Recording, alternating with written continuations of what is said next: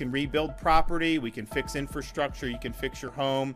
You don't get a mulligan when your personal safety is at risk. And so we know this thing is going to be hitting the state directly sometime tomorrow evening.